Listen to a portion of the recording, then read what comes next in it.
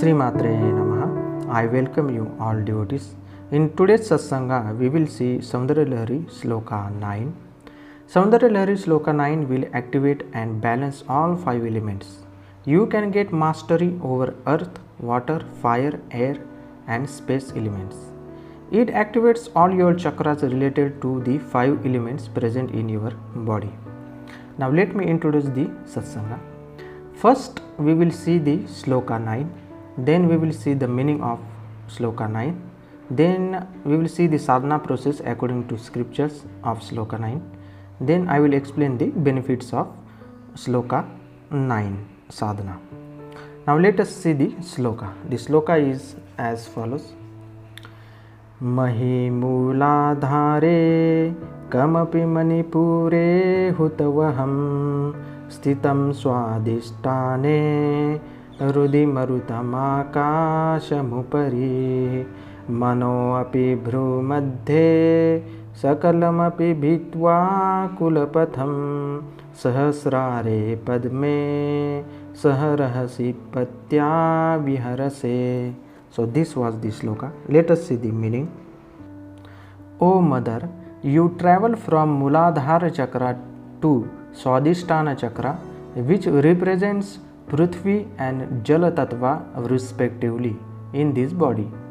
Further, you travel from Manipura, Anahata and Vishuddhi chakras, which represents Agni, Vayu and Akasha Tattva respectively. Lastly, you travel from Agya chakra, which represents mind, to Sahasrara chakra to meet Param Shiva. Now let me explain this meaning. Every creature in this universe is active in his work due to the inner Kundalini Shakti. The percentage of activated Mother Kundalini within each creature may differ due to his karma and attachment of his ego consciousness. A human being is the highest creature whose Kundalini is more active, that he can take any decision in his life, and he can feel the presence of Mother Kundalini in his body.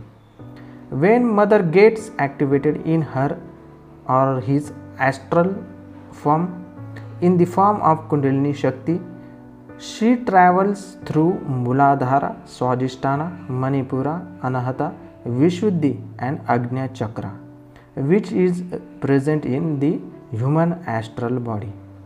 Further, due to the Mother Kundalini and the Guru's grace, Shakti in devotee's astral body travels from Agya chakra till Sahasrara chakra to meet his Atma Tattva, which is also known as Param Shiva. Mother Kundalini becomes Param Shiva Tattva in this stage. We cannot differentiate that Tattva.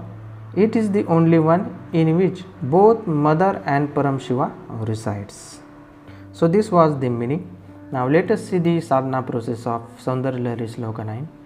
The sadhana process given here is according to scriptures. If you have taken Saundarya Diksha, please follow your process. If you want to chant this sloka regularly, you can chant it at least 108 times, means 1 japamala. Let us see the sadhana process. First, cleanse yourself and sadhana place. You have to face the north direction for your sadhana. Keep Sri Yantra or Mother's photo and 9th sloka yantra in front of you. 9th sloka yantra must be inscribed on golden plate. Invoke Mother with her dhyana mantra. Worship yantra with red, yellow and white flowers. Make a sankalpa of 45 days of sadhana.